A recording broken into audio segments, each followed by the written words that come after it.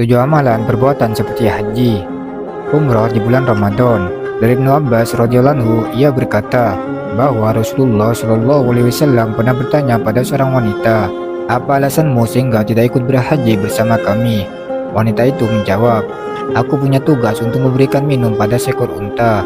Lantas Rasulullah Shallallahu alaihi wasallam bersabda, "Jika Ramadan tiba, berumrohlah saat itu, karena umroh Ramadan senilai dengan haji."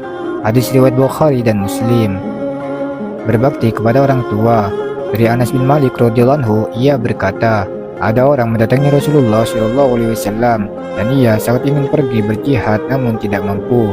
Rasulullah Shallallahu alaihi wasallam bertanya kepadanya, apakah salah satu dari kedua orang tuanya masih hidup? Ia menjawab, ibunya masih hidup.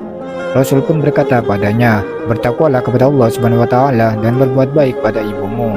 Jika engkau berbuat baik padanya, maka statusnya adalah seperti berhaji, berumrah, dan berjihad.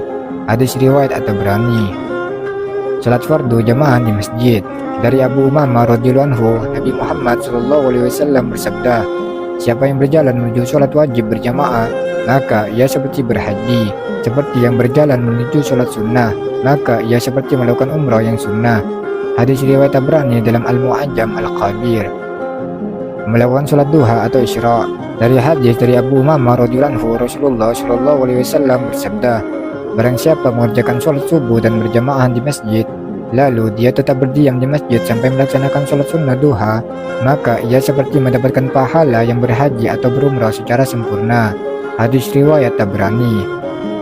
Menghadiri majelis ilmu di masjid. Dari Abu Umamah radhiyallahu anhu, Nabi Muhammad shallallahu alaihi wasallam bersabda, siapa yang berangkat ke masjid yang ia inginkan hanyalah untuk belajar kebaikan atau mengajarkan kebaikan, ia akan mendapatkan pahala haji yang sempurna hajinya. Hadis riwayat Tabrani dalam Mu'ajjam Al-Kabir. Membaca tasbih, tasmid, takbir setelah sholat. Ada orang-orang miskin datang menghadap Nabi Muhammad SAW. Mereka berkata, orang-orang kaya pergi membawa derajat yang tinggi. Mereka memiliki kelebihan harta sehingga bisa berhaji, berumrah, berjihad, serta bersedekah. Nabi Muhammad SAW lantas bersabda, maukah kalian aku ajarkan dan amalan tersebut kalian akan mengejar orang yang mendahului kalian. Kalian bertasbih, bertasmid, dan bertakbir di setiap akhir sholat sebanyak 33 kali. Lebih lengkapnya di hadis riwayat Bukhari nomor 843. Bertekad untuk berhaji.